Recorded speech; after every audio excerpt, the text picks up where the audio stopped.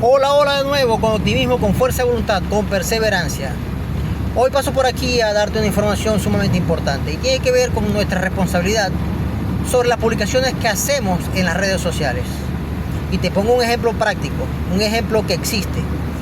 Una persona, un abogado, fue contratado por alguien para que defendiera a alguien más que estaba siendo procesado y que estaba detenido, que fue detenido y estaba siendo procesado por la comisión de un delito grave, un delito, por ejemplo, tipificado en la Ley Orgánica para la Protección del Derecho a la Mujer a una Vida Libre de Violencia.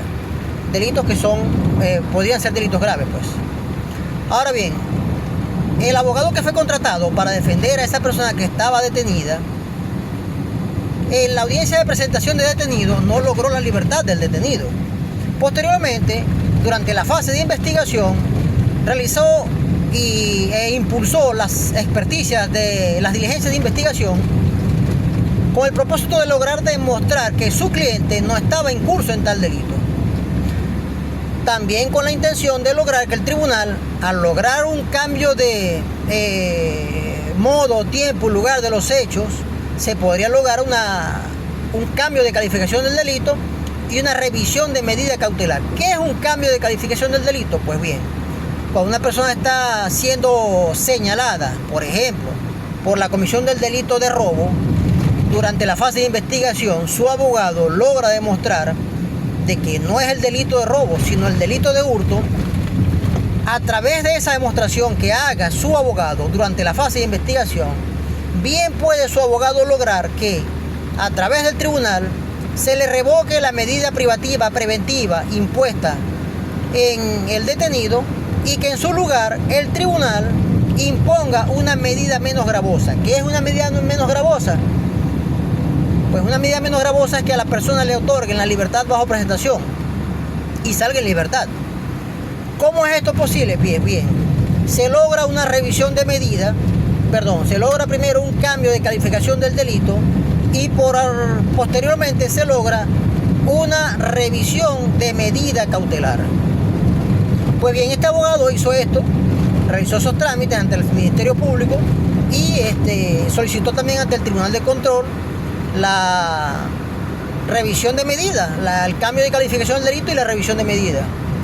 Bueno, el juez no se pronunció durante la fase, sino que decidió pues pronunciarse al respecto en la audiencia preliminar.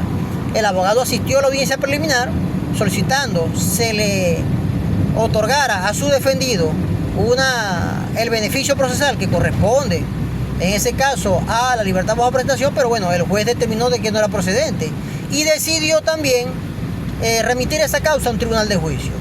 Pues bueno, el resultado es que el abogado fue difamado públicamente por parte de algunos familiares del detenido, quienes alegaron de que este abogado lo había estafado y que les había quitado una determinada cantidad, no que le había quitado, que les había robado determinada cantidad de dinero, y hicieron público una imagen de ese abogado con un texto que decía tales cosas. Este señor se llama fulano de tal, dice ser abogado y me robó determinada cantidad de dinero porque lo contraté para realizar un trámite judicial y no hizo nada y ahora se niega a devolverme el dinero o parte de él.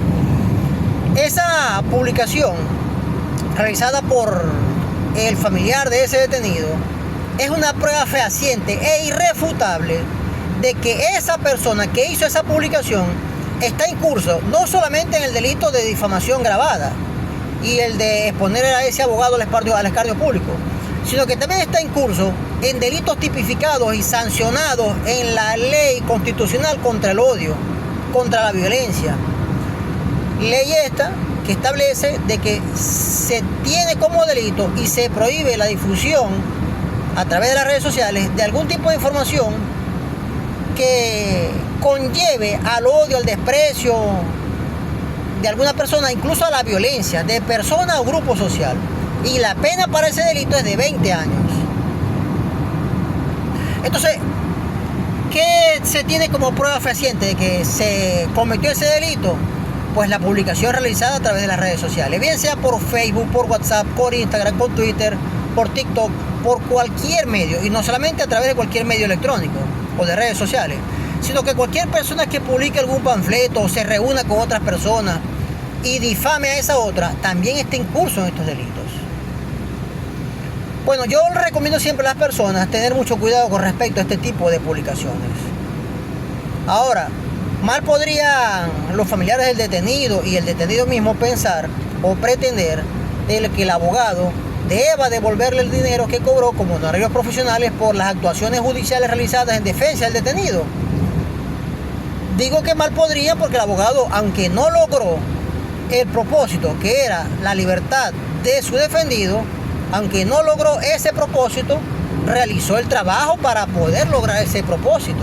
Aunque no haya logrado ese propósito, vuelvo y repito, aunque no se haya logrado ese propósito, el abogado realizó todo lo que debía para poder lograr ese propósito. Entonces mal podrían las personas pretender de que el abogado deba devolverle el dinero. Eso es un similar caso, presento un similar caso a ese. Y es el caso en el que una persona enferma, grave, deba ser intervenida quirúrgicamente y los familiares paguen a un médico para que el médico practique una intervención quirúrgica tratando de salvarle la vida al paciente. Pero lamentablemente este paciente en el quirófano pierde la vida. Mal podrían los familiares de ese paciente exigirle al médico de que les devuelva el dinero pagado para la intervención quirúrgica a ese paciente que ha fallecido en el quirófano. ¿Por qué? Bueno, porque es que ya se tenía al paciente enfermo, grave, y lo que estaba haciendo el médico era tratando de, por medio de esa intervención quirúrgica, lograr salvarle la vida a ese paciente. Pues lo mismo ha pasado en estos casos en los que los abogados son contratados para defender a una persona que está detenida y que a pesar de que el abogado haga todo lo posible para lograr la libertad, pues lamentablemente no logró, al menos en esa fase. Porque para los que saben de derecho penal y para los que no lo saben, explico. El derecho penal tiene varias fases y varias alternativas para poder lograr las libertades de su cliente. Una de ellas es la audiencia de presentación de detenido. Es la primera audiencia que se celebra. Y es aquella audiencia en la cual la persona, el organismo policial detiene a una persona, lo pone a orden del Ministerio Público y el Ministerio Público lo presenta ante un tribunal de control dentro del lapso que establece el Código Penal, el procesal penal. Ahora bien, si en esa audiencia no se logra la libertad del detenido, el abogado tiene la posibilidad de lograr esa libertad durante la fase de investigación, haciendo lo que se debe en este caso, promoviendo diligencias o experticias de investigación que conlleven a un cambio de calificación del delito, conocido también como un cambio de calificativo. Y logrando ese cambio de calificativo, pues también se podría lograr la revisión o revocatoria o el otorgamiento de una libertad bajo presentación. Pero también tiene el abogado la posibilidad de lograr la libertad de ese detenido en la audiencia preliminar. Allí en esa audiencia preliminar concluye el proceso que es llevado por ante un tribunal de control penal. Pero no significa que si la persona no ha salido en esa audiencia preliminar, no significa que ya la persona va a quedar detenida para siempre o durante el tiempo que dure la pena. ¿Por qué? Bueno, porque existen otras alternativas para ese abogado, otras opciones más. En este caso sería la audiencia de apertura de juicio que se celebra ante un tribunal de juicio o en el juicio propiamente dicho. Es decir, si no se logra la libertad en la audiencia de presentación de detenido, si no se logra la libertad en la fase de investigación, si no se logra la libertad en la audiencia preliminar, existe la posibilidad de que se logre la libertad en la audiencia de apertura de juicio o en el juicio propiamente dicho. Inclusive, es muy posible lograr la libertad de la persona a través de un tribunal ejecutor. En materia penal, por supuesto. Ahora bien, al punto central de esta información que comparto con ustedes. Y es que es sumamente importantísimo que antes de que alguien difunda a través de las redes sociales una información que exponga al escarnio público a alguien, se analice bien las consecuencias negativas que puedan acarrear y que puedan surtir efecto penal y civil contra la persona que ha hecho esa publicación. En el caso del abogado, el abogado bien podrá ejercer una querella penal ante el tribunal de control contra la persona que ha hecho pública esa información tenida como difamación, pero también tenida como una incitación al odio, al desprecio, al repudio, al rechazo, inclusive a la violencia contra esa persona. Mi consejo para todas las personas que puedan ver este material es tener mucho cuidado con lo que se difunde. Miren, muchas veces vemos informaciones en internet y pensamos que son ciertas, pero lamentablemente pues son falsas. Hay mucha gran información falsa difundida a través de las redes sociales y nosotros las personas nacemos con un defecto. Y es que creemos en cualquier versión sin primero investigar si es cierto o es falso. Por ejemplo, pongo un caso práctico. El hombre le dice a su novia o a su mujer: mi amor, voy a llegar tarde de la casa al trabajo porque tengo una reunión y no voy a poder salir a la hora que comúnmente salgo. El hombre, bueno, debido a que tiene una reunión, sale tarde de su trabajo y llega tarde a su casa. Posteriormente, al día siguiente, la mujer o la novia de ese hombre se consigue con un amigo o una amiga y le dice: no, es que mi esposo o mi novio llegó tarde ayer, salió tarde del trabajo porque, bueno, tuvieron una reunión y llegó tarde a la casa, pues. Y esa persona, amiga o amigo de esa mujer, le dice: eso es mentira. Yo lo vi por allá, chicos, con unos amigos, o lo vi por allá con otra muchacha. Esa mujer, sin investigar, cree que lo que le dice ese otro amigo o esa amiga es cierto y que es falso lo que le dice su novio o su esposo. Sin investigar. Y dice: mentiroso, me caíste mentira, ya me dijeron. ¿Qué te dijeron? ¿Qué fue lo que confirmaste? Lo importante no es lo que te hayan dicho, sino lo que tú hayas confirmado. Confirmaste, investigaste, indagaste que tu esposo, tu novio te dijo mentiras. Y indagaste, investigaste, confirmaste que lo que te dijo ese amigo o esa amiga es cierto. No. Nacemos, nos criamos y nos desarrollamos con ese defecto de no investigar si lo que escuchamos o lo que leemos o lo que conocemos es cierto o es falso.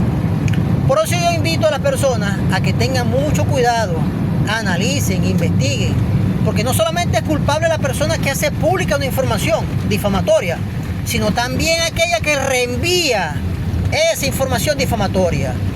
Por ejemplo, el capture de una imagen con texto que difama a alguien lo reenvía y lo vuelve a reenviar y se convierte en una cadena.